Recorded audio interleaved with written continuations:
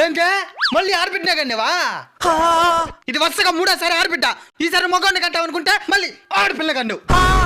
అది కాదండి, పుట్టేది ఆడ మగనేది భర్త మీద ఆధారపడి ఉంటుందంట. అప్పుడు నేను తప్పు చేసినావా? నేను ఒకటే కన్నేనా? ఇద్దరు కలిసే కదా కన్నింది. అల్లుడు అల్లుడు వారసుడు పుట్టాడా? వారసుడు పుట్ల వారసురాలు పుట్టినది. నేను ముందే చెప్పిన ఇద్దరు తాపేస్తానని. ఈసారి ఖచ్చితంగా కొడుక పుడతాడని మళ్ళీ కనుక్కోమన్నావు. సరే కుదరు, ఇప్పుడేమైపోయిందే? ఈసారి పుడతాలే.